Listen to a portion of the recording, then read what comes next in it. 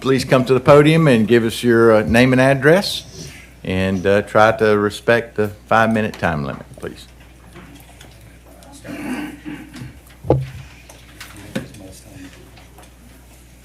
Valerie Fouch, 310 West Bryant Street. I'm curious, and I have a question to ask. You all touched on it the other night with part of your agenda, and it had to do with the Exit 1. And I guess the question I have is about 2 years ago when the community actually was aware of Exit 1 and the Sparkle project. Do it? Oh, never mind, I'm sorry, I thought I had feedback. At the time, I was under the impression, and we had several public comments as well, opportunities, that it was an open concept project, basically along the lines of the one in Yulee, the Wildlight, which had, open and various houses and apartments and whatever, and businesses that were going to be there. And probably we would have been able to utilize that as the citizens as well if an eye doctor was over there, or if someone wanted to walk their dog around a walking path one evening. So at one point, I need to ask you all, when did it go from that concept, and of course this was after the bond was set, or for $35 million, and there was a lot of talk about that as well. And I do understand and remember that Mayor Morrissey, he gave, he basically said, this may not be such a great thing, and I cannot support this, but he got overruled twice, vetoed. I think we were all there. But by the same token, when did it become a gated community golf resort? And I want to know, it kind of came on as a surprise to me because I came to a council meeting and y'all had a representative here talking about it. And I remember thinking, wait, what? This doesn't sound the same. And I think even at one point, they were talking about possibly down the road building an extra school.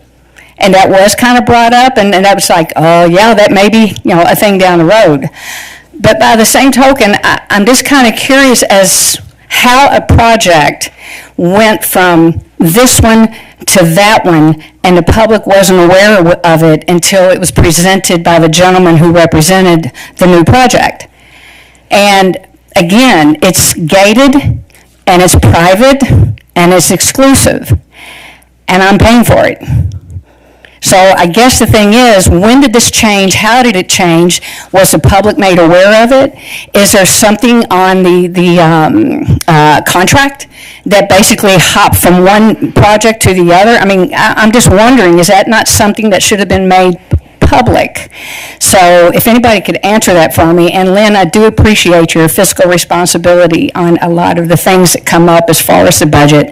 And then speaking the other night about, that leaves us what, with $14 million then to kind of play with before we have to come back and ask for the other $60 million that is going to probably come up in 2026. And I'll be honest with you, when I get off Exit 1 and I see the land now that is completely clear and void of the trees, it gives me heartburn. And I kind of feel like we just kind of got shafted without knowing it. So I would like to understand what happened, when it happened, and can this possibly not ever happen again without the public knowing what's happening? Thank you very much. So I'll speak to a couple of things. I mean, obviously some of this, predated me being on council, but when Radiant, the developer or the property owner, sold the property to Taylor Morrison, they came forth with their concept, which was a gated community with a golf course and whatnot. So I suppose that was at the time that, it became gated. There are commercial out parcels up front that will not be behind the gates, that will, if they put in a new grocery store, doctor's offices, those kinds of things, those will be accessible to the public. The north side of the St. Mary's Street, St. Mary's Road there, from what I've heard, as far as what they're planning on there, is not to be a gated community. There would be potentially housing and townhomes and additional commercial retail there that would not be in a gated community. So there'll certainly be a mixture of that. I do want to kind of also clarify that we're not specifically paying for what's happening out there. There is a TAD district, and the people who pay property taxes out there on that property are the ones that are paying for that TAD at this point in time. Now, yes, if the development went belly up and, there were no property taxes coming in and the loan came due, then it would, yes, fall back to taxpayers. But that is not currently what's happening. The development out there is well ahead of schedule, and so the property values are rising already. And it is set to generate enough property tax and TAD revenue to pay the bond. And in fact, the way it's designed and the length of the TAD, that it should generate those excess revenues above the original TAD bond payment to make the infrastructure improvements on the north side and that type of thing as it continues. So hopefully there will not have to be another bond for the additional infrastructure. It'll be able to be paid from the increasing TAD revenues from the property tax. Obviously that was Mayor Morrissey's concern was, if it doesn't happen, then the city would be stuck with that, we the taxpayers. But what's currently happening, and the progress is well ahead of schedule that was originally laid out for the bond repayment. The valuations are increasing faster than the original computations that the repayment schedule was created under. So we're right now well ahead of schedule, and but who knows what will happen next year. I can't speak to that, but that's where we are now. So right now it's not, other than obviously we have staff time and those kinds of things that are involved in any development that we as taxpayers, support. But the direct infrastructure and the things that are going on out there, are not coming out of taxpayer dollars specifically. So I don't know if I answered all your questions or not, but. Jamie. You did, and I do understand as well, Yeah.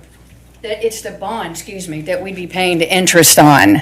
And when you're saying that property taxes are there, I guess that's one way to look at it, but I'm thinking that Chad the other night said at one point that you were thinking that they were going to be building businesses first so that we could start getting that revenue. We don't know. Like you said, the economy could turn in 5 minutes. It happened in 2008, okay, when we had that housing issue. At that point, we're not making any money to pay on a bond. So that's my concern. I mean, I know it's not tax money. It's a bond, and the interest that's going to be coming in on it is going to be due. Can you all tell me when it's due, the first installment? One of the things to understand is we did take the $35 million revenue bond. The first few years, we have set aside $5 million out of that to pay the early years to help us, build some momentum on the development. And you did explain that the other evening. I appreciate that. And then to Greg's point, in the financial projections that I've looked at, we are setting aside from the tax revenues, and right now that would be, the owners of the land are Taylor Morrison and Radiant until they sell it to somebody else, so they're going to have to pay the taxes. I think But we are setting aside a reserve out of money that we get for the Phase 2 development. And that's fiscally responsible. I think the thing that I'm concerned about, we look at the Jacoby project. At this point, it's not going to be anything right now. It's not what it was supposed to be. So I think that the JDA has paid 2 tax bills. That's my concern. Yes. And again, that's where the heartburn comes. So, I just, we got to, We that's have to pay close attention to it, and I think that we are Good. now. But, as Greg points out, nobody can predict the future, so there is Absolutely. some risk associated Thank you. with it. And Thank you. Jamie, could you please address the multimodal paths and where those will be located and whether or not they're open to the Can we get the public. council's mics turned up? Y'all aren't really on. Need the microphone. Okay, can you hear me? Yeah? Okay, great. Thank you very much, council and members of the public. I did want to address some of Mrs. Fautz's concerns, in addition to speak to some of the public improvements that are in the Exit 1 development. So if you've noticed at the bend of St. Mary's Road as you're traveling east, they have started the beginning of what will be Esplanade Boulevard, which is the major intersection that will run south and north. In that area, right there, there will be a grocery tenant. It is my understanding that letter of intent has, if not been signed, is in the works between Radiant, who still holds the master development of the land that is not Taylor Morrison's. On the north side of there will also be commercial pods. All of that will be designed in a way that still keeps a minimal, a bit of a tree cover, similar to what we see in front of Osprey Cove. So those commercial office spaces, those are open to the public, but they're designed in a way that is off the road. So you'll see that similar design pattern for the commercial pods. Along the southern part of St. Mary's Road, beginning at just a little bit off of the Haddock Road intersection. We will be doing a multimodal path. This will be within the city's right-of-way. So you look at the edge of pavement, 26 feet in to try to shelter it a little bit from that fast-moving traffic. We'll begin a series of very beautifully designed and planted shrubs and vegetation, a winding multimodal path that will be 10 feet wide with a series of pocket parks. The idea is to go all the way up to the edge of the Osprey Cove land and then work with Osprey Cove residents and the TAD funding to continue that multimodal path over. I mean, you know, big picture, at some point, we come down off of St. Mary's Road, we pick up the interchange, and we're on Osborne, and maybe we can get ourselves to Midtown. So that's the multimodal path. Thank you. Investment. Yep.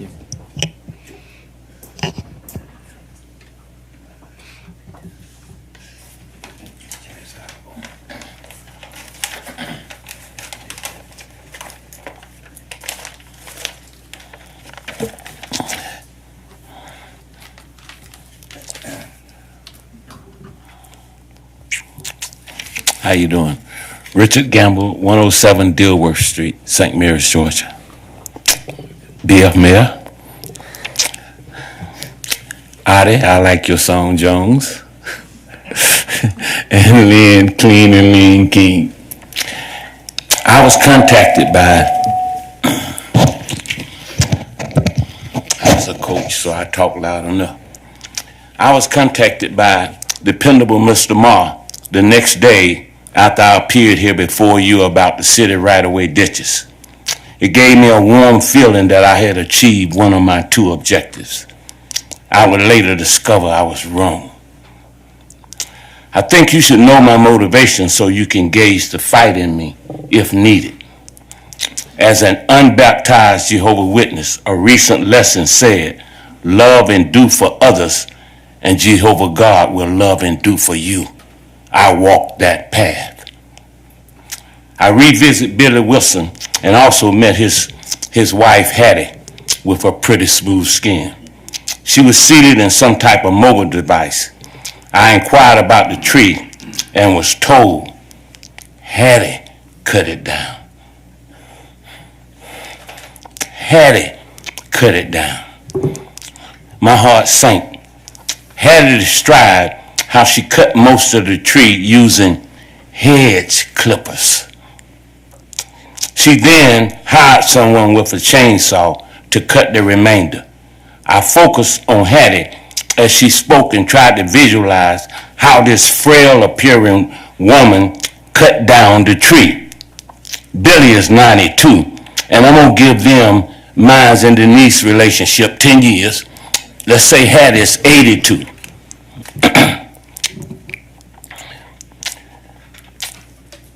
I believe Hattie was stimulated by anger.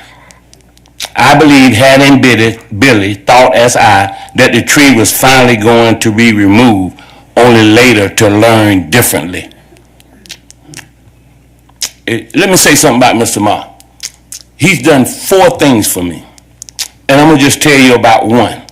When my truck motor was being rebuilt, I went 6 weeks without a vehicle. I had to ride my bicycle to the base to swim. And a tree, we had a storm and it blew the tree over the sidewalk. I contacted Mr. Ma and I say, now, this ain't no danger. I said, it's just something to make my ride better, which moved the tree. It was gone the next day. I was so shocked. When I rode by and saw that tree gone, I had a great swim that day. But anyway, let's get back to the subject. So when Mr. Ma called me and told me he was going out there to look at it, I thought they were going to cut the tree down. I have 2 chainsaws. I could have cut the tree down. My request was on behalf of Billy and Hattie. Someone failed me in 2 ways: by not fulfilling the task, and more importantly, not communicating a no reply, and the reason why. Communication. We should never, no, I want to define we.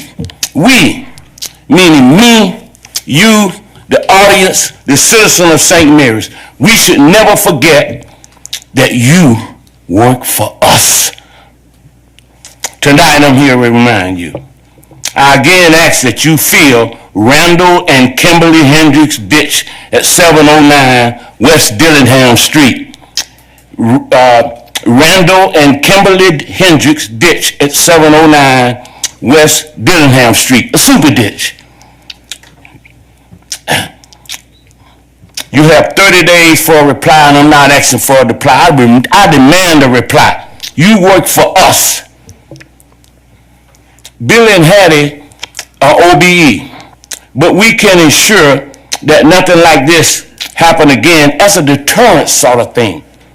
Imagine you are amongst a diverse group that pay for something and everybody got it but you.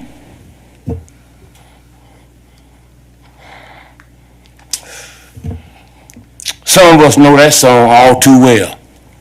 We either don't get it or we pay more for it. I learned as a teacher, students' treatment toward you mirror that same behavior that they exhibit toward their parents.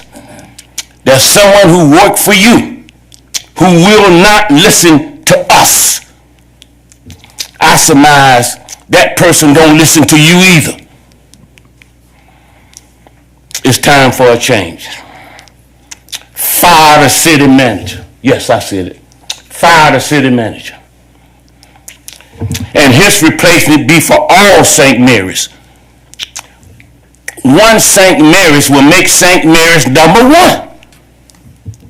Immediately upon his departure, as appropriate, do a forensic audit while my request is void of accusation. There's no accusation here. It's on verification. President Reagan said, trust but verify. See something, know something, say something, please.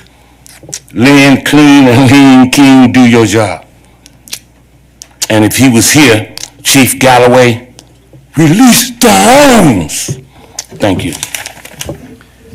Mr. Gamble, I do want to address the Wilsons real quickly. I had followed up after your last, presentation about that fig tree, and I was told, and I will admit I did not speak directly to the Wilsons myself, but I followed up and I was told that Public Works went out there within a day or two of the last time you were here and spoke to them and found out that they had planted that tree from a cutting from down here in downtown, a historic fig tree, that they themselves had actually planted that tree years ago and didn't realize, that it was an issue. And I'm not exactly sure, what transpired after that, but obviously the fact that she cut it down disturbs me, that she had to do that if they really wanted it cut down, but that I was told that, you know, that they had not necessarily initially asked to have the tree cut down,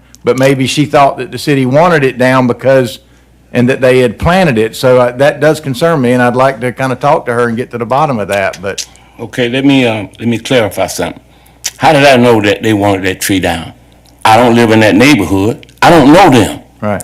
So I was told they wanted it gone. And before I came to you, I went to them and I took a picture of him when I talked to him. Right. And he said he wanted it gone. He said he had wanted it gone all along. But the thing that I saw was still that neighborhood gets no lawn service. That entire neighborhood. But I'm not here to fight that. Yes. I'm here to say, and then when y'all decided y'all were not going to do it, I just think that I should have been told. I came before you. I took my time out, like tonight. Yes, sir. You know how long I had to prepare to do this? You know, so it's not like I just came in here off the fly of my thing. And so I'm going to tell you something about real elderly black people.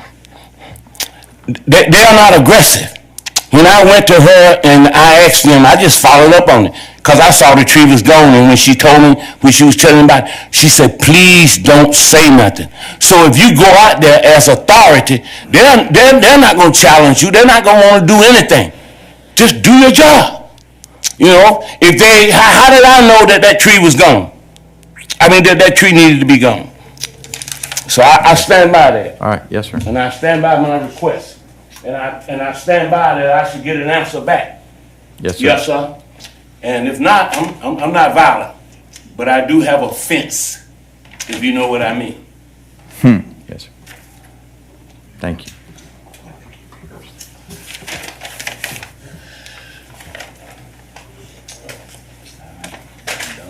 Tom Canning, 410 Point Peter Place. I have two items I'd like to raise. The first one is an observation that, if it resonates with you, I ask that the appropriate authority, whether it be the police chief or someone, brief our community on the subject, and that is drugs in our community. I have a very limited view and understanding of that issue. I live a quiet life in a quiet neighborhood. But when you read the newspaper, and I don't have a number off the top of my head, but I'd venture to say 90% of the items of arrest reports have directly or indirectly had to do with drugs. And I don't see that that is doing anything but increasing, whether it's the I-95 corridor arrests or just arrests within our community. So I'd like to get a more comfortable feeling on whether or not this is a growing power problem in our community, more so than maybe other communities, and what is being done about the source of the problems. And I'm not talking about the drug abusers as much as I'm talking about the source.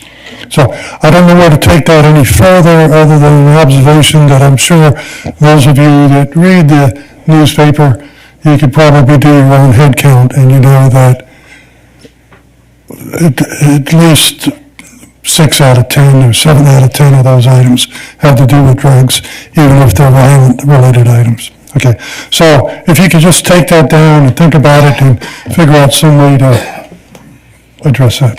The other item on our subject near and dear to your hearts is stormwater management.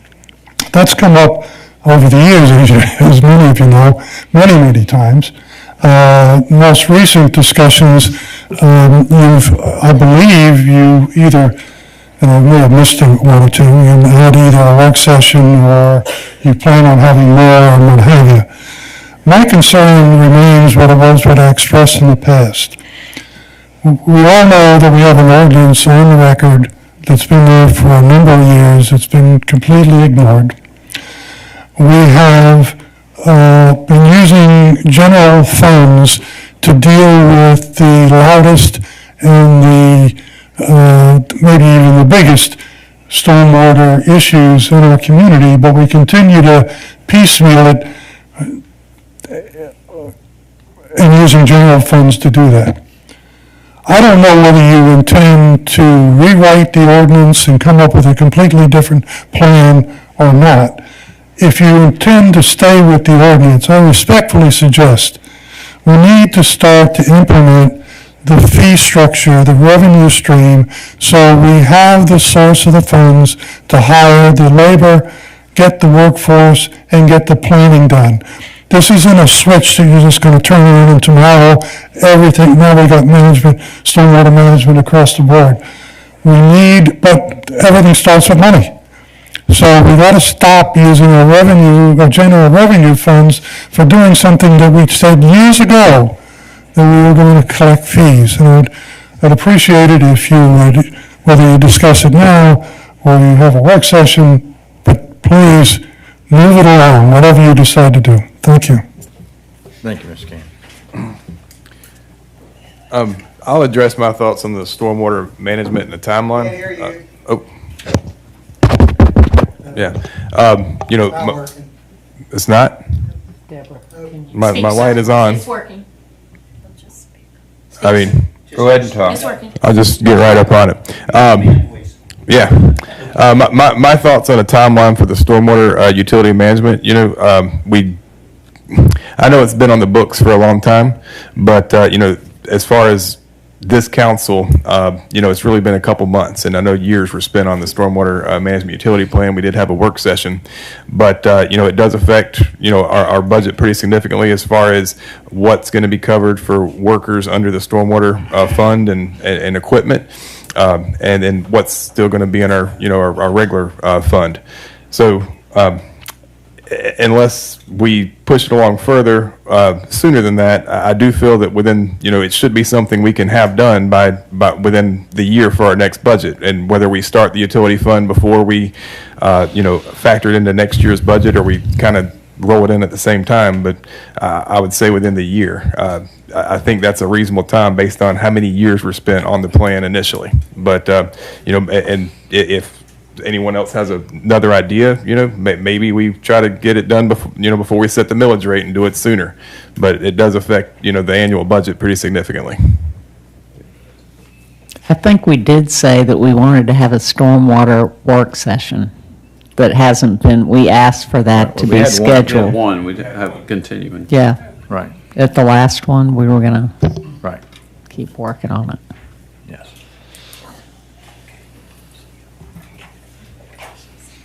Good evening. Nick Harris, 102 Hamlet Circle, St. Mary's. This is just a perception in overall listening to what everybody here has said tonight. We moved from Atlanta to St. Mary's because of the smallness in the community aspect of this. And I grew up in a town smaller than St. Mary's. And this past week, I spent a week out west in a very small town. And wherever I go, I traveled to Gay with Candace and a group, went out west, and when I'm traveling, I'm walking into businesses and I'm talking to local people. And the disconnect, I think, of St. Mary's, at least in my world, Nick's world, is when I was a teacher, and I still work special ed, there's three components of a community: family, school, and community. You can't, and those pillars are the foundation. You cannot have a successful community with only two or one, or put more emphasis on a particular one. Our community seems like we're doing more inner fighting and like good old boy projects versus just what's best for the community. If we do what's right, our community's gonna be vibrant. I compare it to, you look at certain venues, they're like vending machines. You walk in, you pay, you get a service, and boom, you walk out. A true community's a bond building community where everybody comes together, even the local businesses. And I'm a new business owner with my wife. She does more of it, but I'm of the business savvy side of that business. And instead of working and enhancing other like businesses, it's like competition.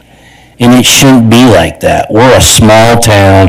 Everybody should be working to benefit everybody else.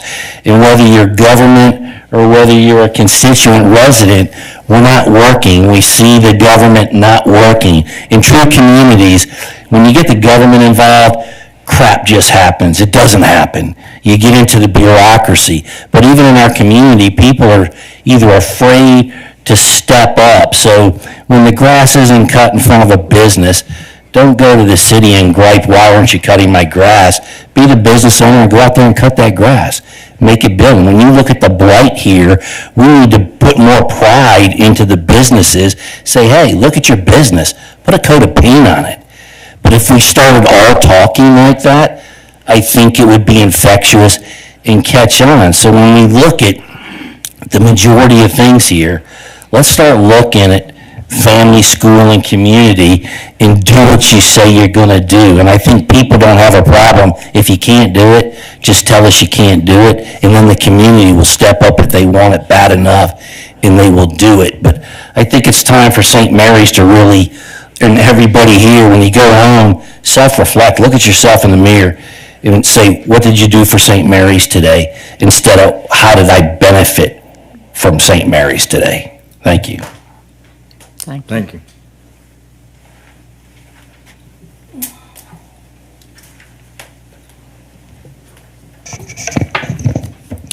Good evening. I'm Mark Fouts at 310 West Bryant Street. Just got a couple of concerns. One of them is the new bulk item that Cumberland Services are supposed to be taking care of during our regular garbage pickup. And I was wondering if someone can give us a definition of what those items are. There was a piece in the city website that kind of talked to it, but it didn't really tell what items are out, what items should be put out there, you know, whether it's a mattress or a stove or whatever. And I went onto the Cumberland Services website. They didn't address it at all. So I'd like for somebody to address that to the public tonight. The second thing has to do with the Exit 1 building that's going on. Back in 2022, during some of our citizen meetings that we had with the city, there was a contract with Rainier that was afforded to everybody. And it spoke specifically about what the expectations were from the city and what the expectations were from Rainier. I can't find my copy of that contract, and I can't find it anywhere on the city website. But there's very specific information in there about what's expected. And I'd like to see that contract put back up on the city website so that people can reference that. Because that's where your $30 million and your $60 million bond information comes from. The second thing, on April the 17th, 2023, there was a council work session. It was called the City of St. Mary's TAD 2 Project Financing Overview. And there was a representative from the financing establishment talking about Exit 1 and what was expected or what could be expected as far as the financing on it. I would like to see pages 10 and 14 out of that session. Those particular pages, one of them dealt with the payback, and it was basically a set of milestones on a year-by-year basis that defined the expectations of what the principal was, what the interest was, what the TAD payment was, and what the overage was going to be. As a former project manager, we use those kinds of milestones to determine whether the project was on track or not. You said tonight that with what's going on right now that the project is ahead of schedule.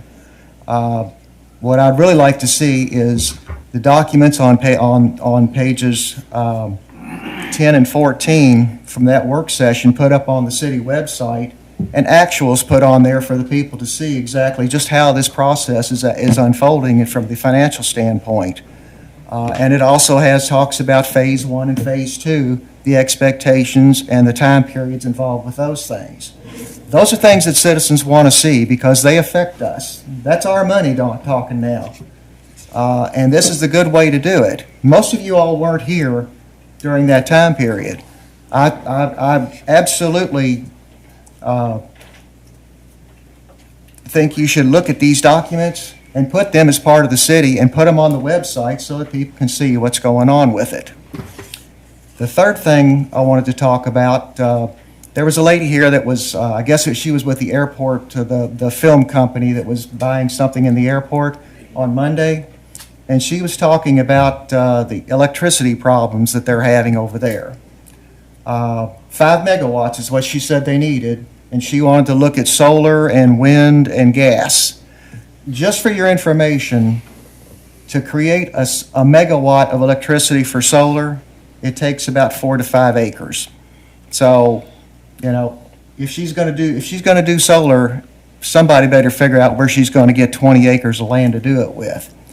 The second thing that she said, she used the word, the land is under contract.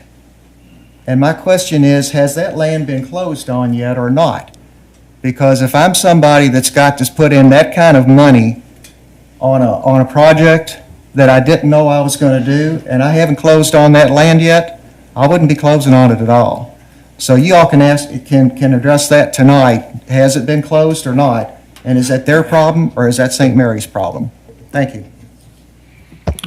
Charlie, can you speak to the, what bulk items are included in that for Cumberland Services? Yeah, so to be quite honest, to provide a list of what can be picked up would be a huge list. So I don't think I can really provide specifically what, but I can tell you what can't would be, and that information, I'll make sure it gets on the Cumberland website if it's not on there. So to my understanding, it should have been posted on that site, but it is on the Camden County dump site. If you go into the Camden County site, because our regulations are based on what the county says we can bring to that dump site. So that is your liquid waste, your lead batteries you can't pick up, untreated non-residential biomedical waste we can't pick up, petroleum products we can't pick up, tires, pesticides, herbicides. If you got a refrigerator, it can't be picked up unless it's got a special tag on it that says the coolant's been removed. It's things like that. But your everyday dump stuff, which would be mattresses, changing out your cabinets, as long as it's done by the resident, they can pick it up. What they don't pick up is if it's they call it a move out.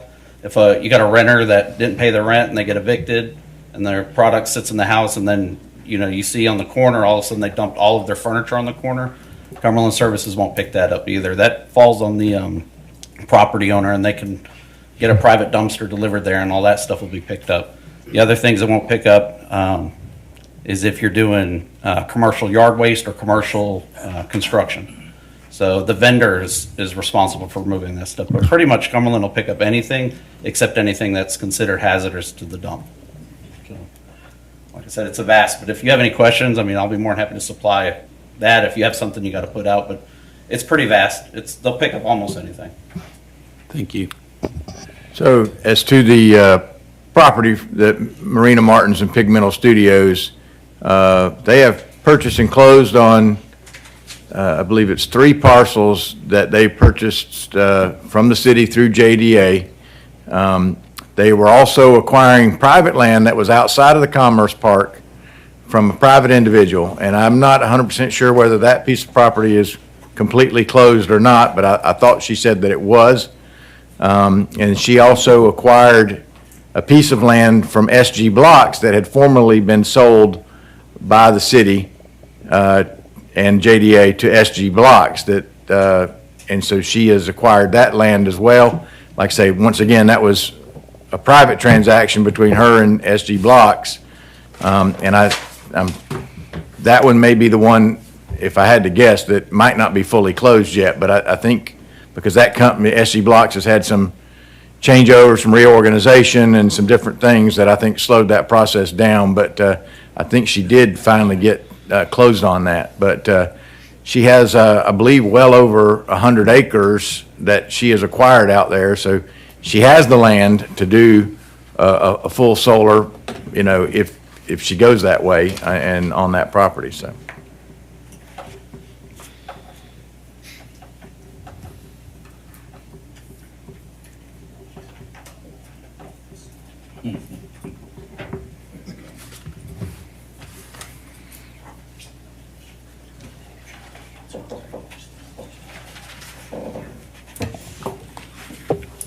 Larry White, 102 Sylvia's Court in St. Mary's.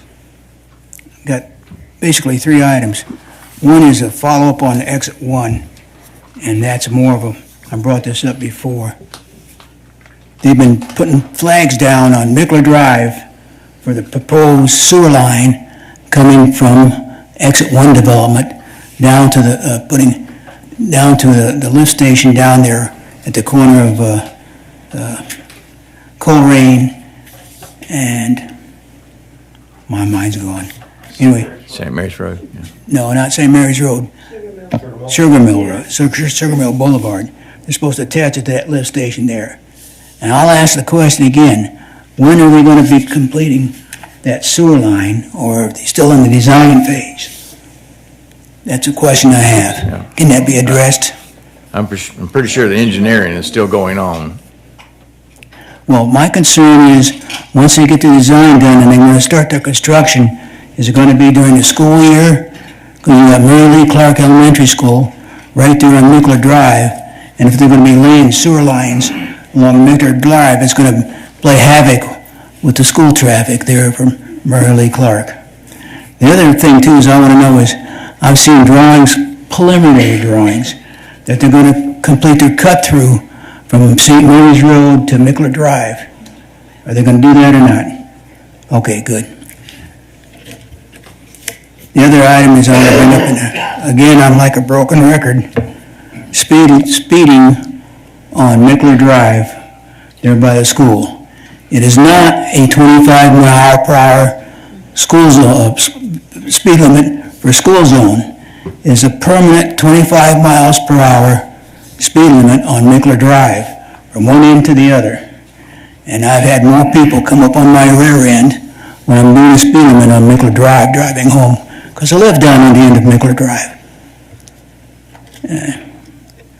One other item, I can't remember what it was. Give me a second. I've still got 5 minutes, so I can...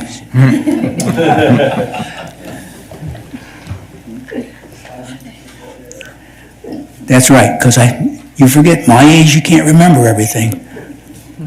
Never mind, I can't remember. What was it? What? I can't, never mind. Write it in. That's what I did. I didn't know what you wanted. I know you didn't. Ken Jolly, 102 Saltgrass Trace here in St. Mary's. Mr. Mayor, council members. Mr. Williams' response regarding the bulk pickup was excellent.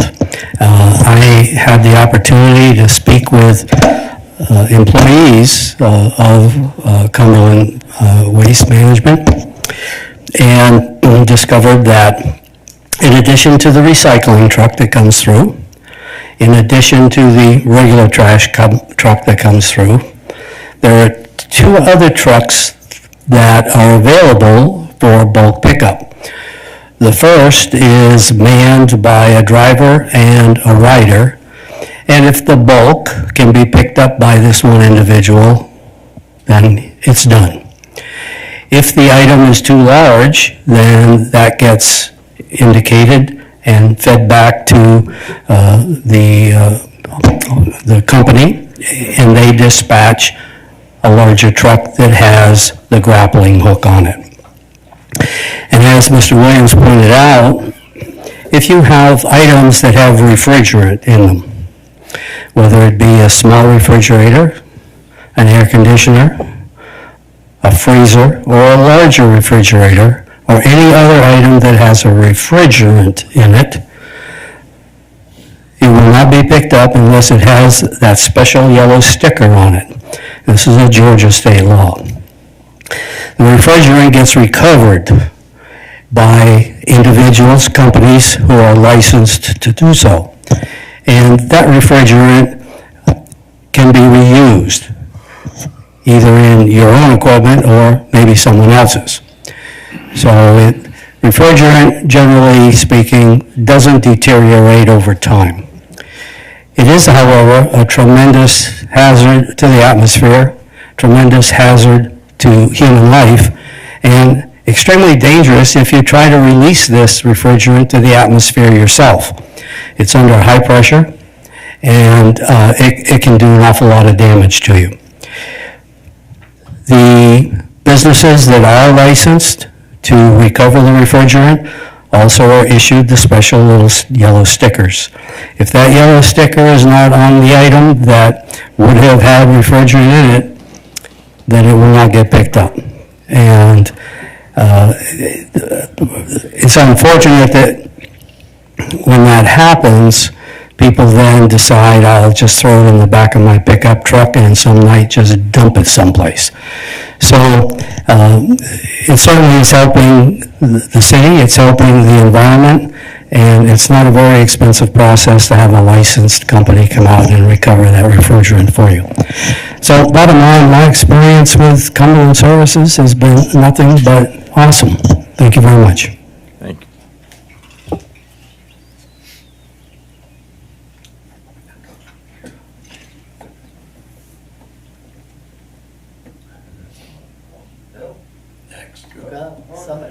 I'll go. Some of you, or all of you actually, were emailed the copy of this particular Just give us your document. name and your address. Oh, Robert Whitley, 1601 Highway 40 East, Kingsland. Can you pull a microphone up to your mouth, please? Okay. I have 2 extra copies if someone would like a hard copy. Takers? Okay. This is a story regarding the floating docks at Wheeler Street docks. I live on a boat on the water, and I've been there since July of 2022. And this is my home, my city, my everything. I've been a resident of Georgia since 1991, but we moved down here just a few years ago. And over time, I got here just in time for Hurricane Irma to wipe out the docks. So it kind of leaves you in limbo with where you're going to live. So we enjoyed being on an anchor in the river for the longest time. We've traveled up and down the coast to Key West and to Bahamas and stuff like that. But this is still our home. And with that said, we live on an anchor on the boat, and we do come to the dinghy dock, or not, it's not the dinghy dock, but the floating docks every day. We have a car here, storage units just like any other household. And it's come to mind recently that after Hurricane Irma blew away the docks, and the replacements came along a couple, 2.5 years ago. I used to work with Jim Sampson a lot regarding code enforcement, regarding the time limits on the dock. I was one of the earliest things I learned was the time limit. There's some people are really picky about it and some people not. It turns out that the way the code is written, one dock has a 15-minute time limit. The code actually says 30, but somehow or another the signs ended up saying 15 minutes. The other dock says 6-hour maximum, no overnight dockages if you were planning to live there, reside on the dock. With that said, all of it is first come, first serve.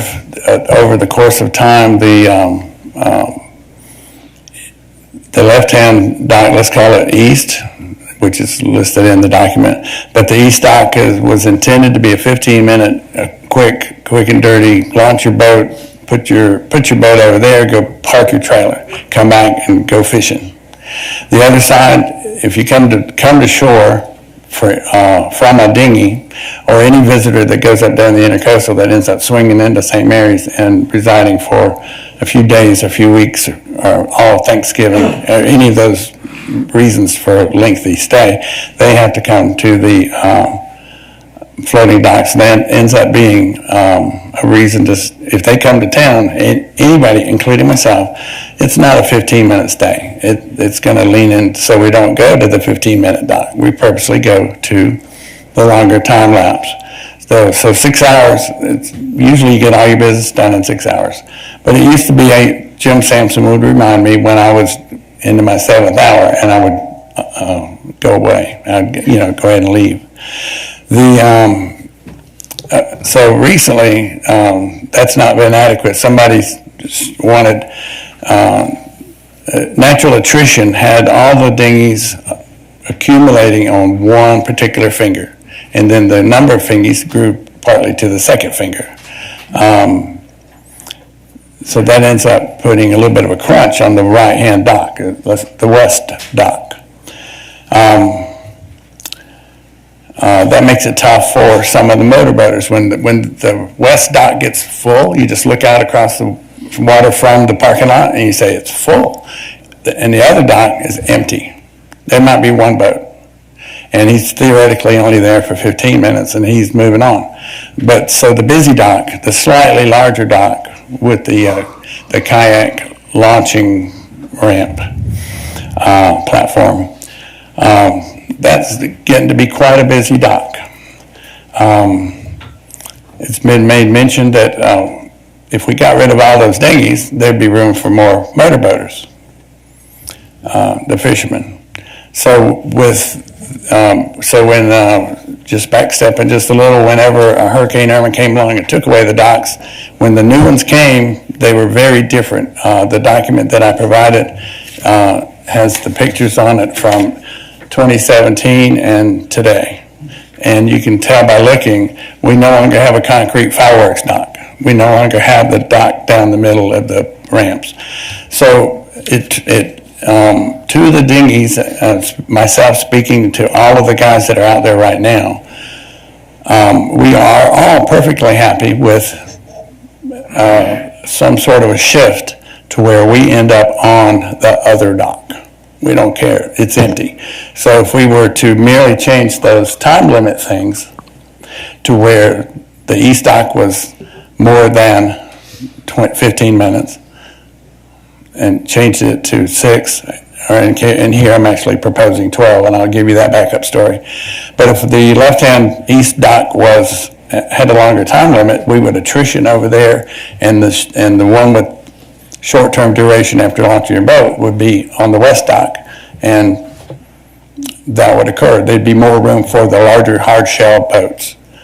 And having spoken to all of the guys that are here now, they don't care. The people that come in from out of town, they won't know one from the other and won't care because the signage should be correct. It says this one is short-term, this one is long-term.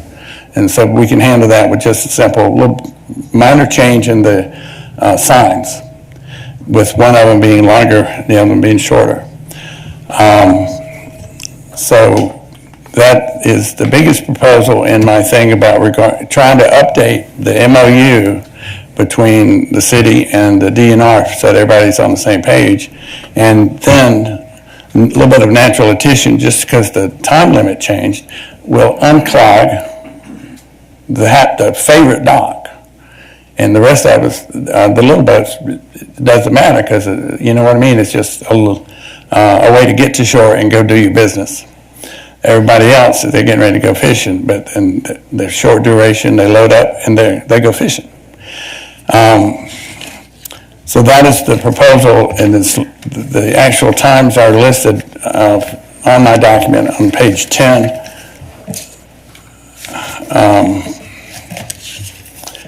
Stating that there's a reason to almost everything you do. There's a reason for exceptions, but basically switching the long-term stay to maximum 12 hours lends itself to more possibility to people that actually have a job that might be in Jacksonville, it might be in Brunswick, or it might be in Savannah.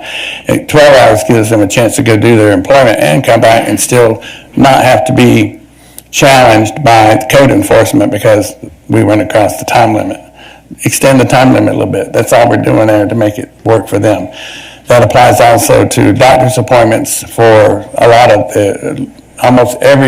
there's all but 2 people out there now are senior citizens, some of them closer to 80 years old.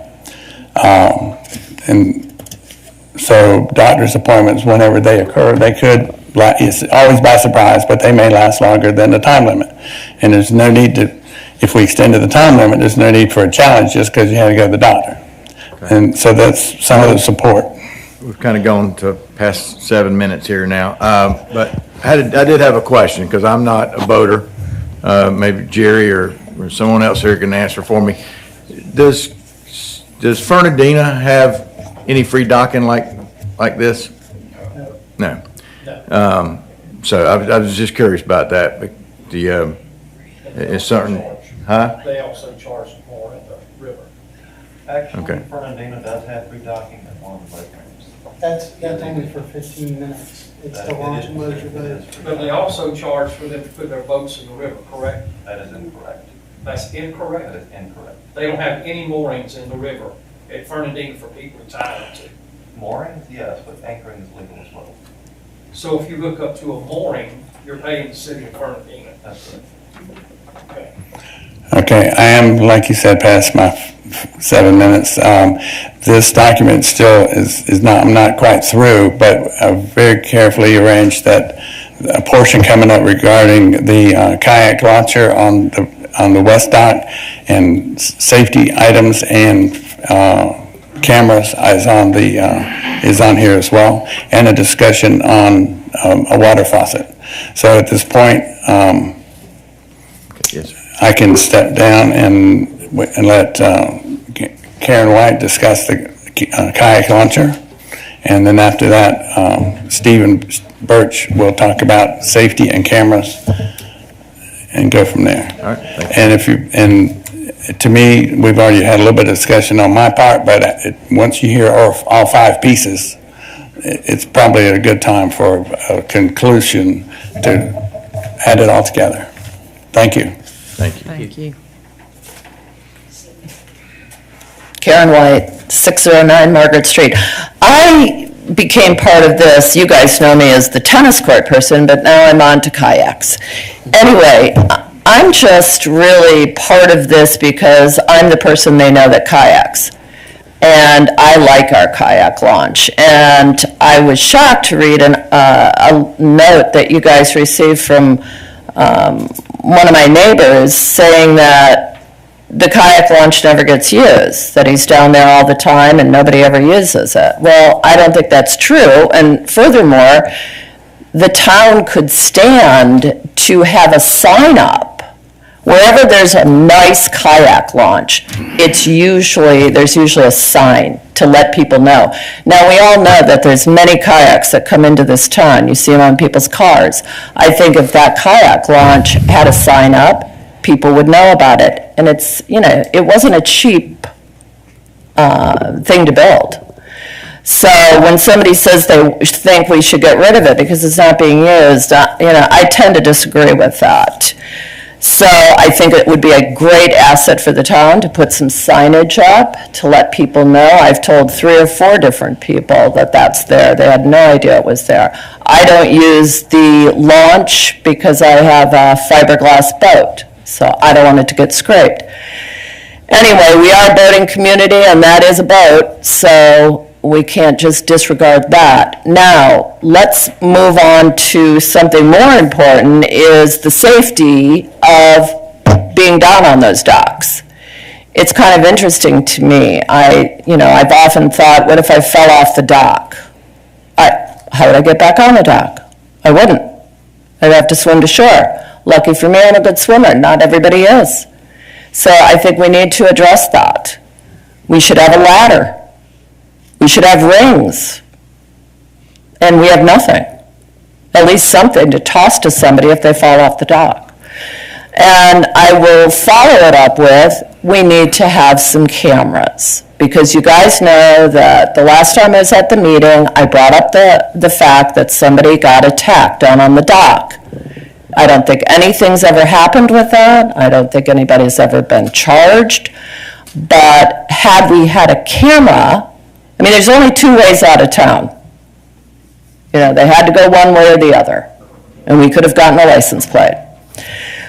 And I was very upset about that happening. But the gentleman that was attacked is here. So I'm hoping he will come up and discuss what that was all about.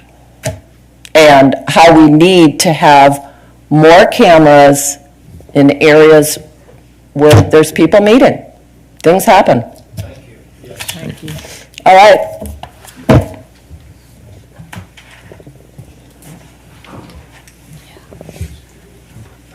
I'm Steve Birch, Durden Street, St. Mary's. I'm a boater also, and it was my son that was attacked. Need your name and address, please? You did. I did. Okay. Miss, our clerk couldn't hear Can't hear you. you. Could you repeat that, Steve please? Birch. Wait, can you bring the mic up? That's about as close as I Raise want. it up. Bring it up to your mouth, please. There you go. That's good, thank you. Steve Birch, Durden Street, St. Mary's. Anyway, my son was attacked, so I know what's going on there. And as far as the safety issue, you see little kids down there without their parents all the time. If they fell off the dock, there's no way for them to get up there. So safety is an issue. When we go down there at night, there are a lot of people doing drugs on the dock, which is, and in the park, sitting on the benches there, which is kind of uncomfortable for people that don't do drugs. If you don't mind me asking, Sure. how many times have you seen that? Seen it or smelled it? Both. No more than every day. I mean, there might be some nights 4 or 5 people down there, couples or whatever doing it. Some nights there may only be one. Some nights there may be none, but it's pretty consistent. And it's never the same people. It's always different people. I don't know if they're from out of town or what. Thank you very much for bringing that up. Sure, because it's a problem. And when you walk through the park at night, and sometimes the lights are out, and you smell the drugs and everything, and especially after my son got attacked, we're a little, weary about that kind of thing. But anyway, getting back to the dinghy dock, one thing y'all may not know about people like us that come in on dinghies is we don't take up, like if this is the dock, we don't park like this long ways. We tie the front rope to the cleat. So when you have 6 cleats, you can get at least 6 dinghies, but usually if it's crowded, we'll get 10 or 12 dinghies because we'll double tie on people that we know. So if you put just one boat there, like a fishing boat, you only get one boat there. But with the dinghies, you get a bunch. So we're trying to be, at least the people that are here all the time. Now, I know some people that come in from out of town, they might tie up differently and take up more space than they should. But the people that are conscientious about this try to, be very careful and take up as little room as possible because we know fishing boats want to be there. And there are many times when we've come in and one boat will park in the middle of the dock when they could have either pulled forward or back. And there's no room for the dinghy without your dinghy swinging and hitting them, and they don't like that, so we don't want to hit their boat. But as far as my son being attacked, that's something that, the cameras really bother me because the way the guy went out of the park, his face was never seen. His vehicle was never seen. My son's got a steel plate in his jaw. He had to have emergency surgery, bleeding all over the dock. His face was shattered. Just some random idiot coming up and just punching the hell out of him. 7 o'clock at night, June 13th, Friday 13th. My son had done nothing to the guy. Didn't even know who it was. The witnesses said they saw him just screaming and running over to my son, who was standing by the dinghy with his arms to his side.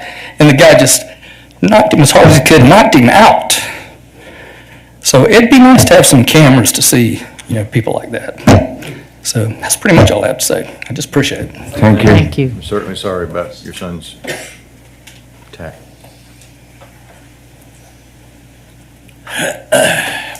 Jerry Bumbelow, 805 Riverview Drive West.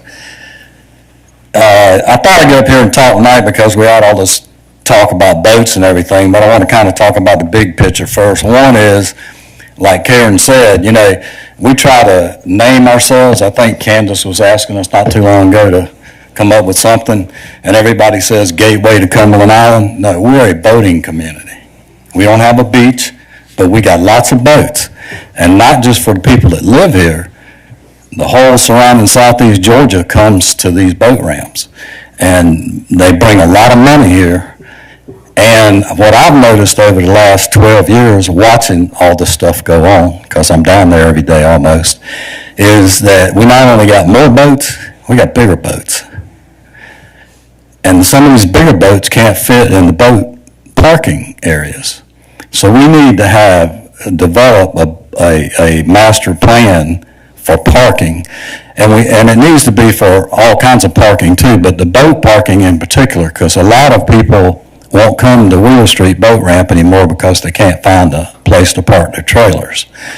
and they go to Meeting Street, which means Meeting Street gets overbooked for parking because on a busy weekend.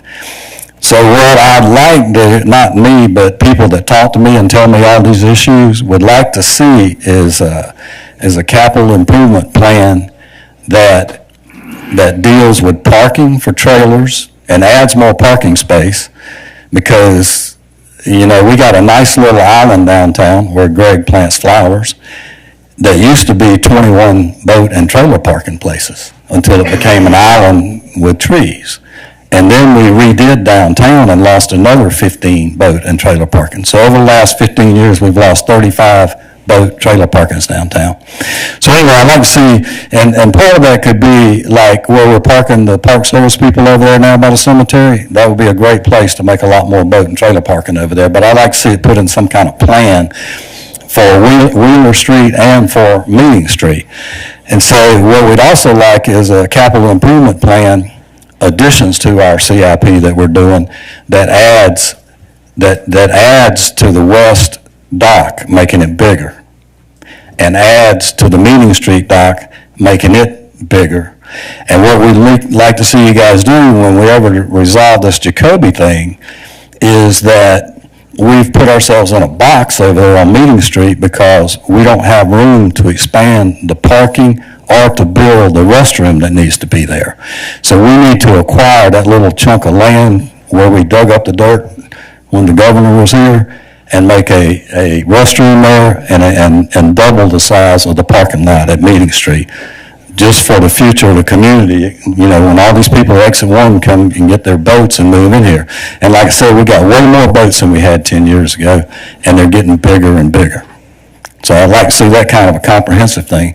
But on the current situation downtown, I think that, what we don't want to do is charge people to come here and park, because you got a lot of people come over here from Fernandina, and those people will drive over here in a big boat, park 4 or 5 hours, and go to Locals, Siegel's, or wherever, and have dinner and spend a lot of money here. And there's more and more of that going on.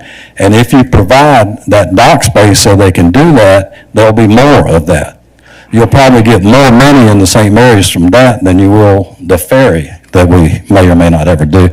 And that's why you need to expand that dock space downtown and over at Meeting Street, is to accommodate those kinds of things and for future growth in that part of our boating community.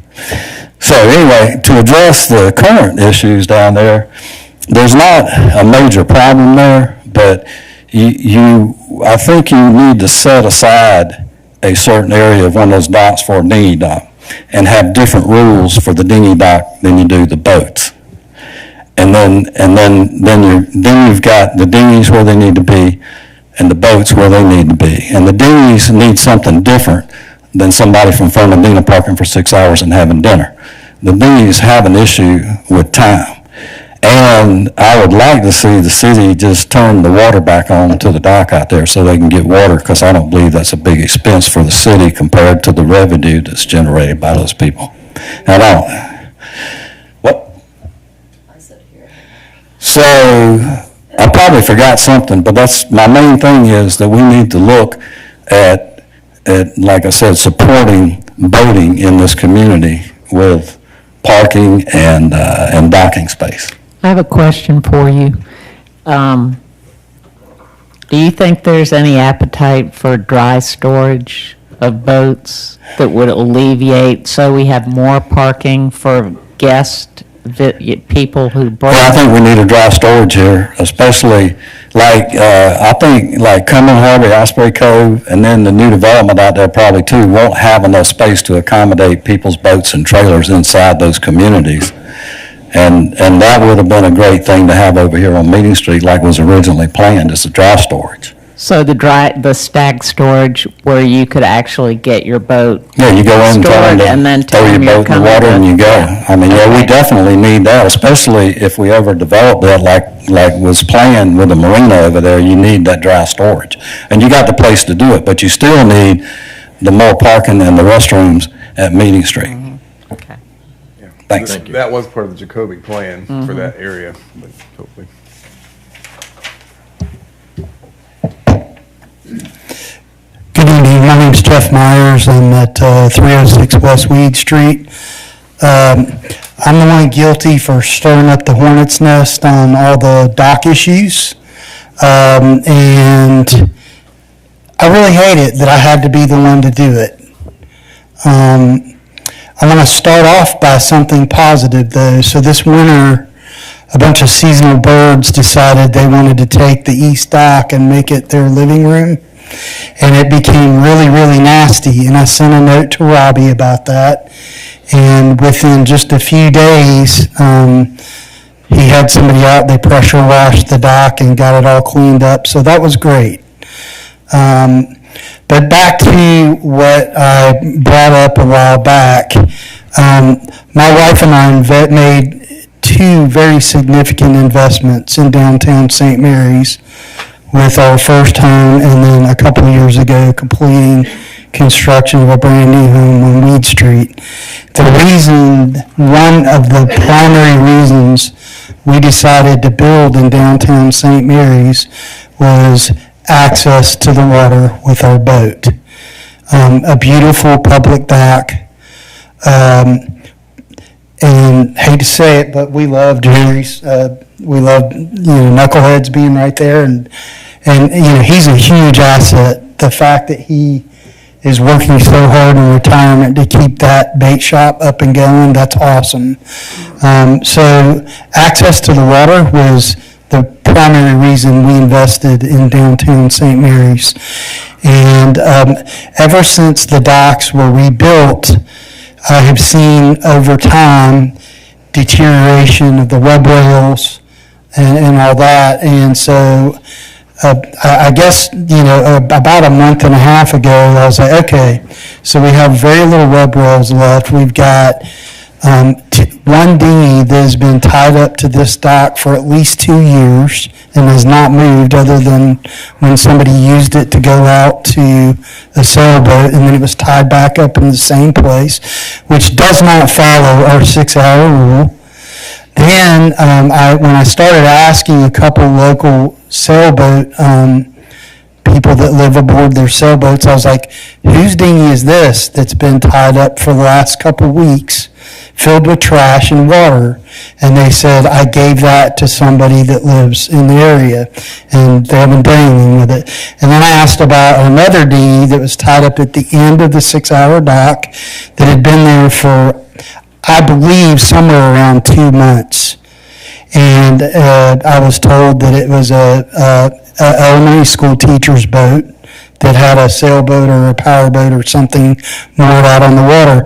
And, at some point, you just reach a breaking point. It's like, I follow the rules, and everybody, so I will say, I bet nobody's really counted this. If you go look at all of our, what I'm going to call slips, which are fingers of all of our floating docks between Meeting Street and the docks that we have downtown, the 15-minute dock and the 6-hour dock, if you assume a 17-foot boat to 25-foot boat in that range, which is the majority of what the citizens of St. Mary's and our guests from North Florida, it's not just South Georgia that comes and uses the boat ramp, those are the general sizes that most people have.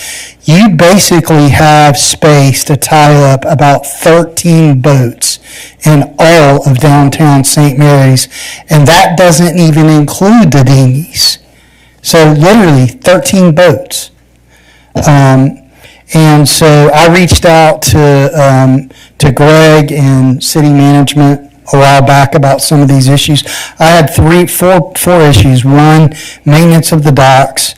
Two, dinghies and commercial contractors that were tying up boats overnight, sometimes weeks on end. The billionaire that just rebuilt his dock, his contractors kept one of their workboats tied up on the 6-hour dock for weeks and weeks and weeks. And it shouldn't be me as the citizen going to you guys and management. You guys need to manage this, not me. I love living here, and I hate the fact that I know a lot of these people don't like me because I brought up issues and I started challenging status quo. And at the end of the day, it's about respect of all of our fellow neighbors and honoring our rules. And it's up to the city to manage that. And so, yeah. We have the Gateway Marina now. The last time I heard, we were running about $100,000 deficit on that. We now have a solution for people that live on the water for their needs. If they need water, we have it. Now, I don't think that our fee structure is correct on that based on what I've seen. If they need to leave their boat and their dinghy in the water for more than 6 hours, we have a solution for that. It's $5 a day to tie up a dinghy over at the Gateway Dock. And if you rent it by the week, it's $4.28.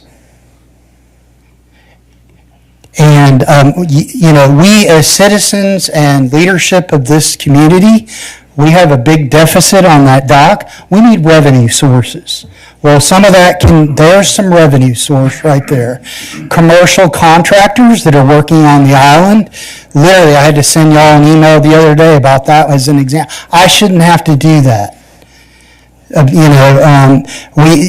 they don't want to take their boat on and off the trailer, we've got a solution for that. It's called the Gateway Marina for overnight tying up of your boat.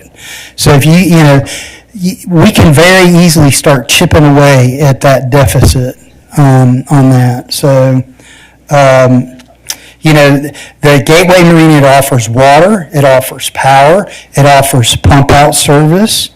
It offers a place for dinghies. It's the facility you need if you live on the water. The only thing it doesn't have is fuel. So, and as far as the kayak dock, with there being basically 13 slips in St. Mary's, I was just trying to look at where do we have, with what we currently own, how can we better utilize the space that we have?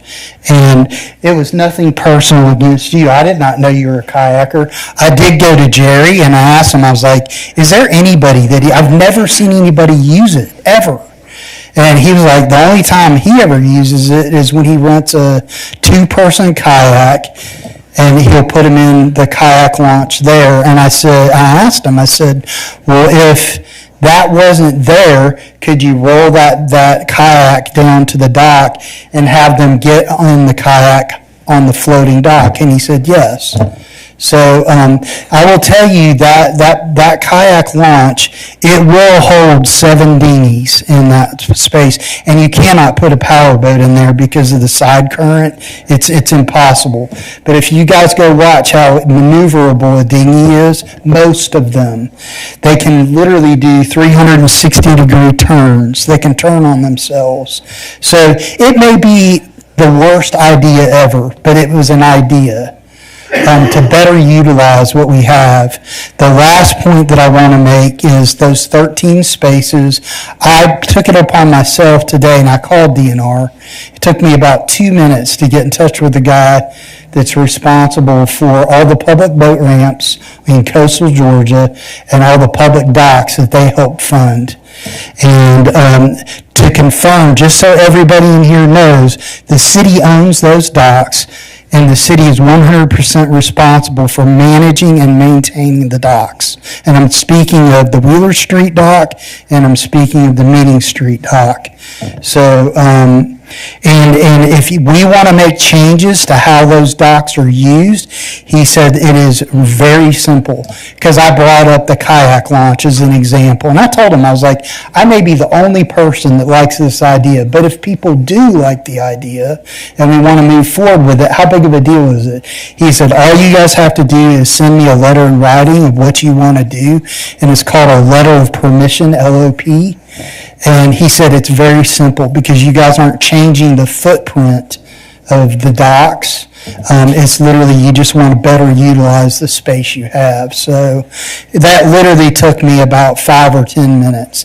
And I think it's sad. I heard that there was leadership in our city that didn't even know whether or not we could do that. That's one of the biggest assets we own, and people don't know that we own it, we manage it, we make the rules. I will tell you, so right after that dock was built, that kayak launch got destroyed. Do y'all remember that? We had a very small storm and it destroyed the dock. It's going to happen again. That little kayak launch is going to be a money pit. All it's going to take is another brush of a storm and it's going to be gone again. So thank you. Thank you. Thank you. I would like to say one thing. Steve Birch again.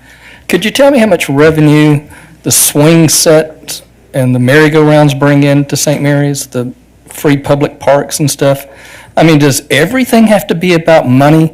Are there no services that can be provided for free? I mean, if this gentleman thinks that people should go to the marina, maybe he should take his big boat to the marina. You know what I'm saying? And pay for that. Not everybody can afford that, especially somebody like me that's on Social Security. I mean, I don't even get $1,000 a month. You know, so it makes it a little harder on people like us. You know, other people, you know, some of these people that come in from out of town, like the billionaire, hey, you know, $100 a night is nothing to these people. You know, $5 a day would kill me. So I think you ought to just think about, not everything has to be about profit. You know, does the marina have to make a profit? Does everything that the city owns make a profit? Should it make a profit? Are y'all business people? Or are you leaders in providing services for people? So let's not get tied up with all this money issue. I mean, come on, have a little heart. You know, that's why we came to this town. It was like Mayberry. You know, hell, if we wanted to be in Mount Pilot, we'd leave. Now, let's keep it like Mayberry. Let's keep it friendly. And, you know, when people have complaints and stuff, they should come to people like us instead of, you know, going behind somebody's back and going to the city and complaining and, you know, threatening people. You know, things should be held a little more, you know, neighborly. So if there's, you know, again, do we have to make a profit on everything, Mayor? Well, you obviously haven't been watching many meetings, because I've been having that same argument about you some of have? the other things. I'm sorry. There are people in the audience that think we should, so, Okay, all right. you know. I just wanted to say that. We all have different opinions, obviously.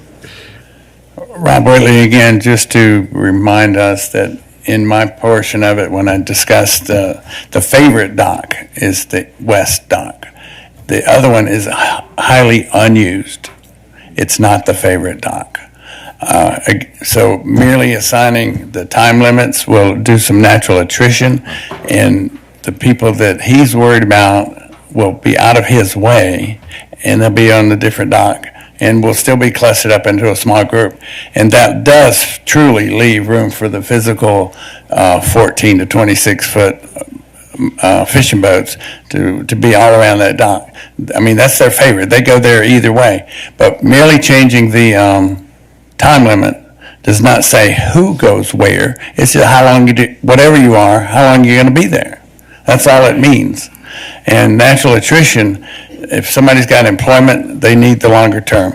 If they're going fishing, correct the signs from 15 minutes to 30, even an hour, whatever you want, but it would allow more 15 to 30 foot boats like his. His is 32. He needs a lot of room. And in particular, he's asked that we clear off the part of the right-hand dock, the west dock, so his boat could go there. He's taken a couple of our guys down there to discuss that more than one time, so he would have room for his boat.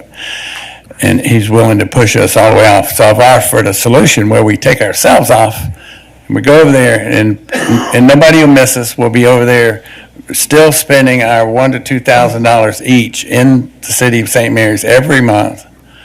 And because we're not there, if that's the only part that's free, that's the only part that's free. We still got to eat, spend money, everything else that happens in the city of St. Mary's.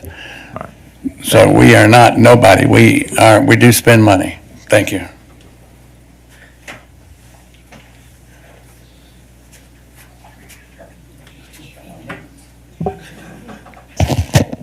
right, 102 Sylvia's Court. I promise to be brief, okay? Not like everybody. The last point I forgot to mention was everybody that lives west of Spur 40 and north of 40 in St. Mary's cannot drive a golf cart downtown. I will bring it up again, I brought it up before. You need to have a crowd, because I used to come downtown in our golf cart, and since the law was changed that we couldn't take it downtown, I had to sell it, all right? So what I'd like to know is there a way to get a crossing at Douglas, because we used to come down Douglas Drive, cross Spur 40, go down Douglas Drive so we can go downtown on our golf cart. That's not possible anymore because it's illegal to cross Spur 40 on Douglas Drive. However, I've seen golf carts driving on the sidewalk on Spur 40, coming downtown. I know it's a no-no, but they still do it, and they don't care. I've also seen young kids driving golf carts in my neighborhood. You're supposed to have 16 years old, have a license, or be supervised by a licensed adult to operate a golf cart. So I'd like to know if the city's going to try to come up with a plan for allowing golf carts to get downtown from where I live. Yes. Yes? Yes. All right, thank you.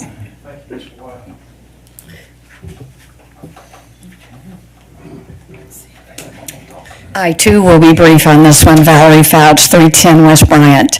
I think I would like to address the $300 billion elephant in the room. You know, we're sitting here and we're talking about we need to do this in the future and we've got to have this much more. We don't even know what our future is going to be right now with the fact that we have Mr. Walter buying pretty much all of downtown. I hope he's going to be a good steward. I have asked the city manager, does he have any buzz? Does he know what's going on? Can you throw me a bone? And he said, absolutely not.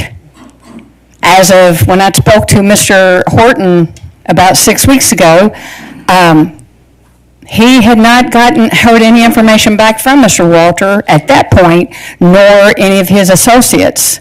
So we can sit here all night long and talk about what we're going to do, when, where, and how much, and what we're going to get. We really don't know what we're going to get. I don't know how we can find out because he's a private businessman. Private businessman can do what he wants. He can buy what he wants as long as he follows the rules and the ordinances. He can do it.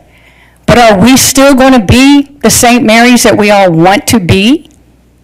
I don't know. I honestly do not know. I don't know anything about this gentleman. I've tried going down the rabbit hole. All I'm getting is just basic, business investments, and he owns this, that, and whatever. Is anyone in the city trying to figure out who this gentleman is? Yes. I hope so. And I think, and I think as business owners, I think as stakeholders, I think as citizens that live here, I live one block from everything he's buying. I have no idea what he's going to do. Is he going to make it into a little St. Simon's? I love St. Simon's. I spend a lot of time and money at St. Simon's. Do I want to live in St. Simon's downtown? No. I like my little corner across from the cemetery. It's awful quiet over there, and that's the way I like to keep it. But if it becomes something that is not right now, and it could be in 10 years, we're going to have a constant this all the way around with traffic and people. I don't like traffic, and let's face it, I'm getting older, I'm getting real impatient with people in general, but I don't know. I just don't know who in the city is reaching out and who in the city can give us a report. Can they give us a report every 6 weeks, 8 weeks? Can we even get our legal organ, who's not even here tonight, to do a series on Mr. Walter, to do a series on what he's done? I have heard, I talked to a gentleman that lived in Colorado and he frequented Crested Butte. It's a great town, but I don't know what the town was before it was great. Honestly, we need to figure this out because right now we're just kind of throwing stuff at a wall and see what sticks until we get to the next election or the next budget. We've got to have not blinders, but we've got to be focused. We have to be focused. We can't keep getting distracted by the shiny objects. Frankly, my discernment is telling me I don't know if I'm going to like what's coming. And we're talking about, we have one fuel pump in town. Well, Mr. Walter's coming in, and he's built this huge marina. He's going to have some great boats coming in, but he doesn't have access to that fuel pump. So what's going to happen? Is he going to buy that fuel pump? Is he going to buy? Honestly, I don't know. But I think as citizens, we deserve to kind of get a heads up. Maybe again, the Legal Oregon can kind of lay the foundation and start having maybe a series of interviews, or I don't know. I'm just a citizen. I'm a very concerned citizen right now, because when I moved here full-time 8 years ago, it was Mayberry, and now I don't know what it's going to be. And, I had planned on retiring here forever. Well, if it becomes something that I actually left before we retired, I don't know. So if we can get a little information, that would be awesome. Thank you.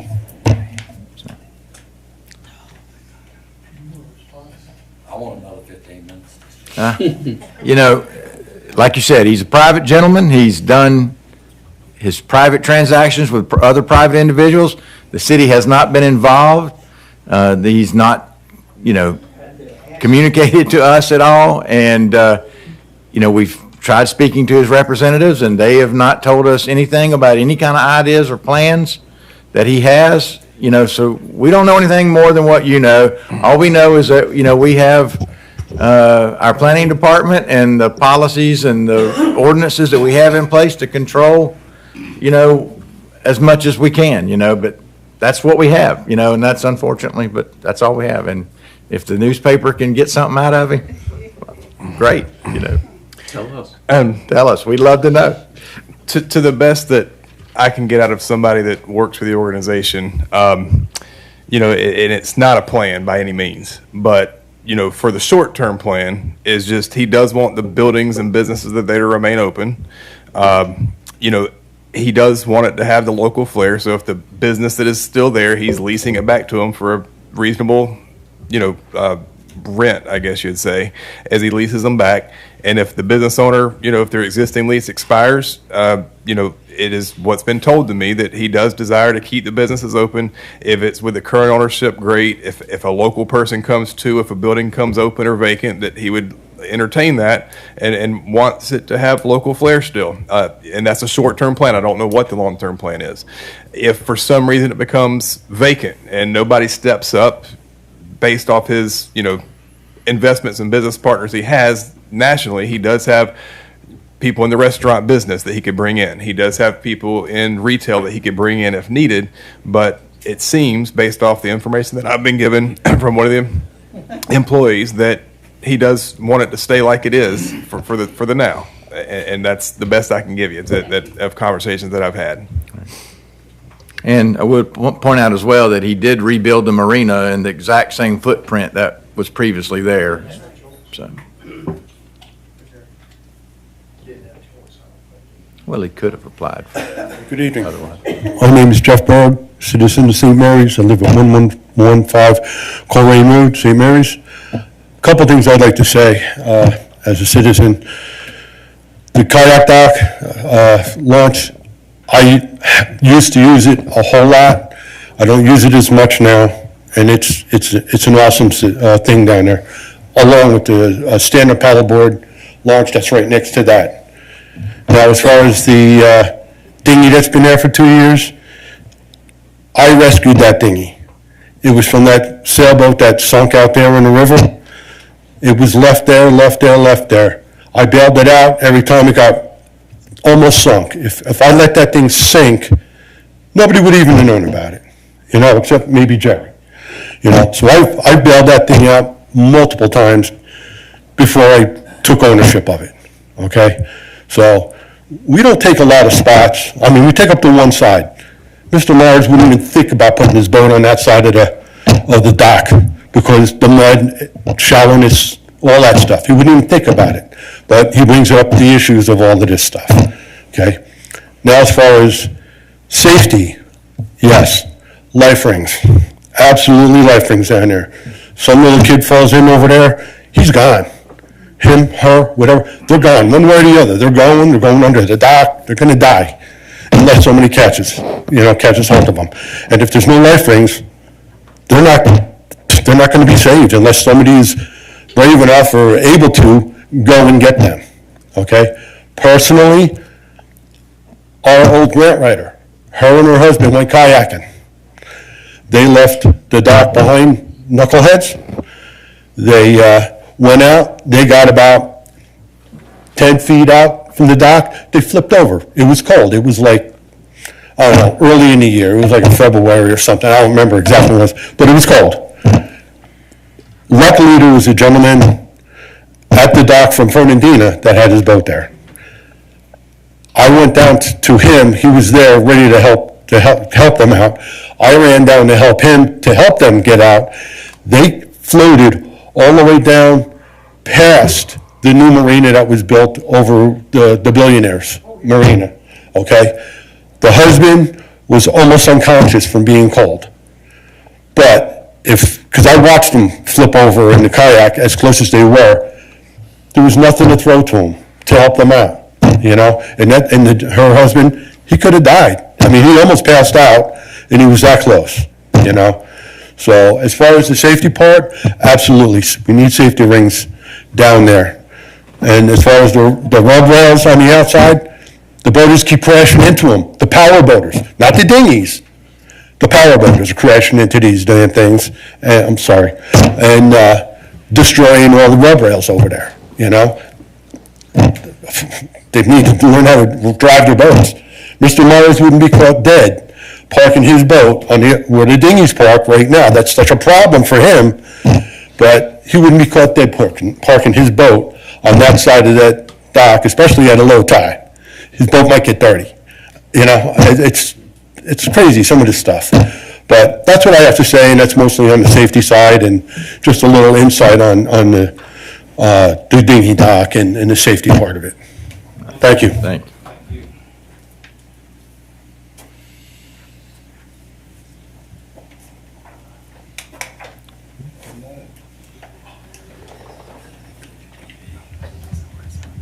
Good evening. My name is Stephen Birch, 305 Durden Street, St. Mary's. I also live on a boat, and I was the one that was attacked on the dock on June 13th. And I'm still recovering from the jaw surgery, so I can't quite talk right. But I just want to say that when I was attacked, the man that attacked me, I didn't recognize him. I still, to this day, have no clue who he was. Multiple witnesses saw the attack. Multiple witnesses saw him leave. Nobody recognized him. He was probably from out of town. The problem is, there were no cameras that saw him come to the park or leave the park. If there were cameras, working cameras, someone would have been able to get a description of him and find out who he was.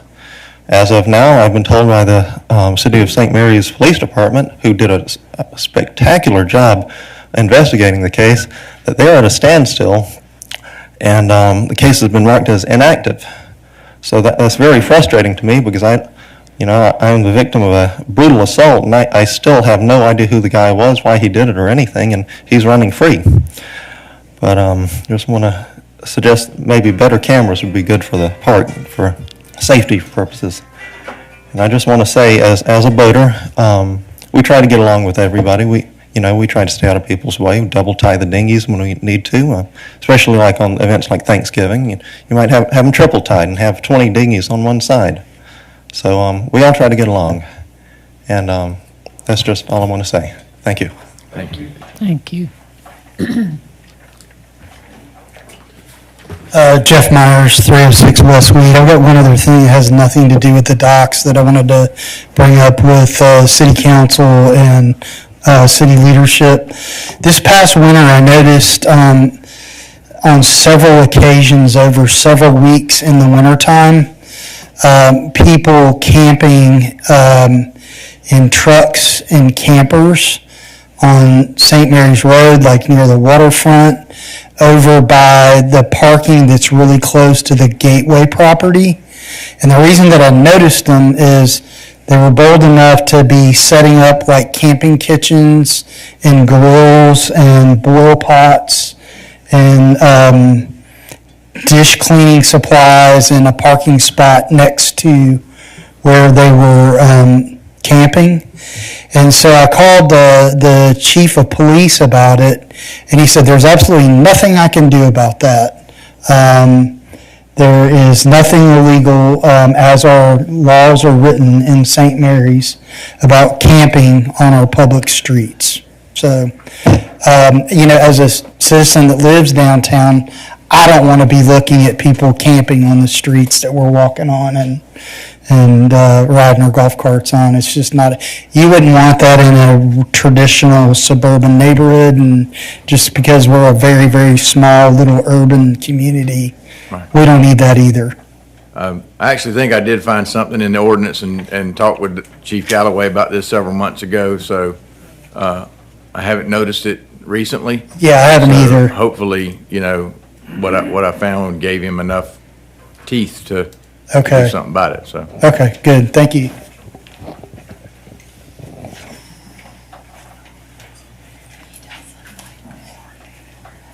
I'm going to make this short like Larry. One more thing, Mark Fouts, 310 West Bryant Street.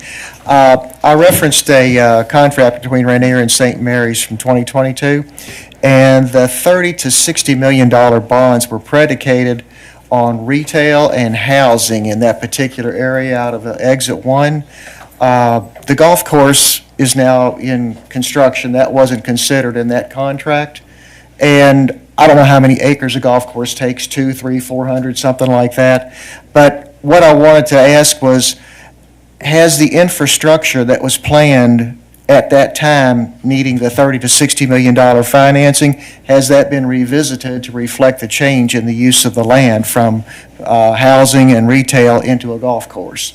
In my mind, we don't need that much infrastructure, so probably we should be considering revising that $60 million bond issue that's coming up. Well, the infrastructure is not on their property. It's, sewer lines leading to that. It's the entrance road, those kinds of things, the fire station road, the water treatment plant's not on their property per se.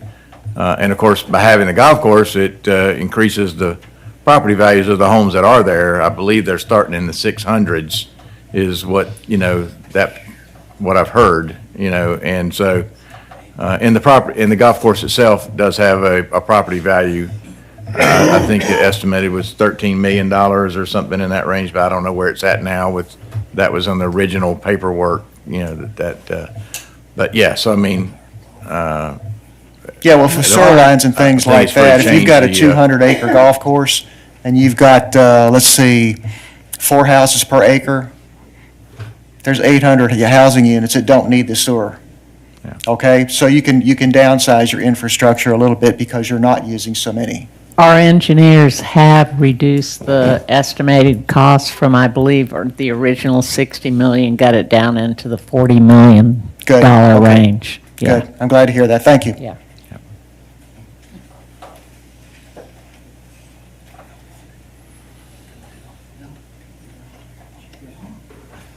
Stephen Birch again, 305 Durden Street. Mr. Myers brought up the issue of campers parking downtown. These are people that are just traveling through. Some of them are visiting the Cumberland National Park or visiting our city. And they stay overnight and they leave. They don't bother anybody. There's nothing illegal about it. There's nothing obtrusive about it. And quite frankly, I like seeing them. It just shows that people found our town worthy of a visit. And I would say if Mr. Myers doesn't like looking at them, well, don't look at them. Thank you.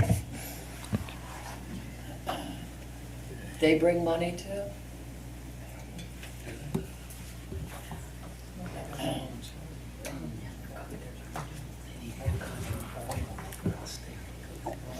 I may be too short all the way around. My name is Yvonne Whitley, and we have a mailbox in Kingsland, 1601 Highway 40 East.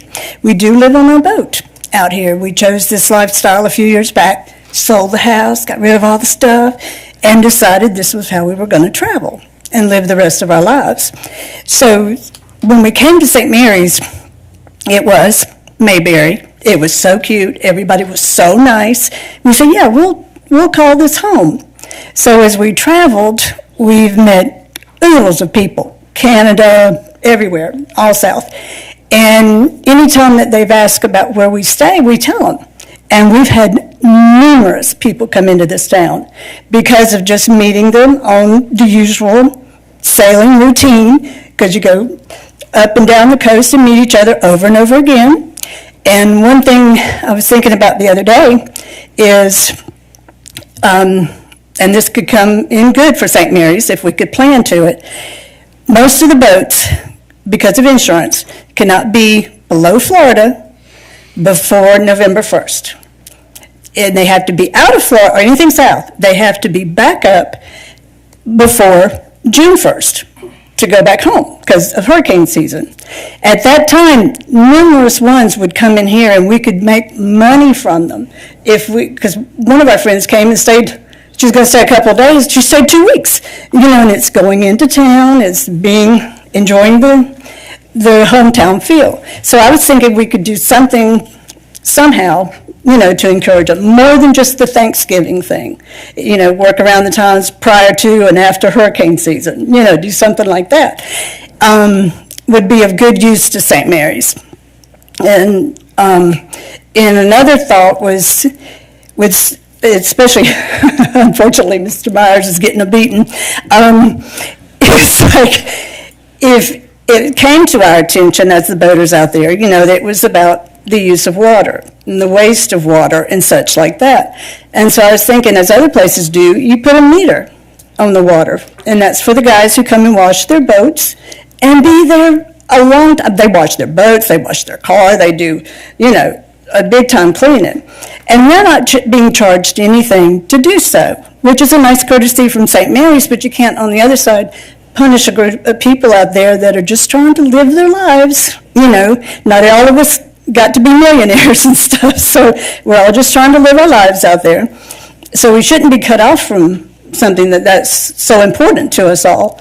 When those folks are going out fishing and coming from God knows where, not even St. Mary's. The majority of those people are paying taxes. Well, we do too. We have property tax on our boats. So we pay taxes. We pay county taxes. You don't get us right now city taxes, which we wouldn't mind. But we pay taxes.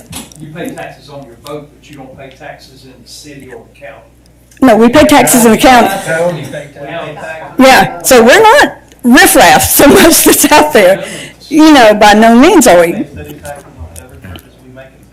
Yeah, so we're not complaining or trying to be anything you want to get rid of, but it is important to us, and we all try to encourage use of St. Mary's, encourage visitations. We've brought oodles of boats in because of just meeting them, and they'll come in and stay or use it as a place to be during a storm. If it's getting bad out on the ocean, they'll come in and, hide out. And we show them to town, and one thing we do is we'll meet them or re-meet them. We have a car here, so we take them to the grocery store and get fuel and things like that. So we're aware of the things that they will come in here for. And if we could just make it more accessible, there would be far more. And it would be more than just the Thanksgiving thing if we could work around these areas. That's all. Thank you.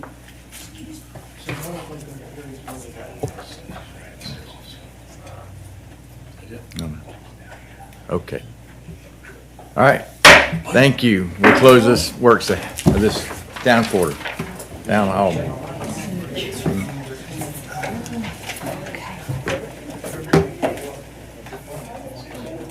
Yes.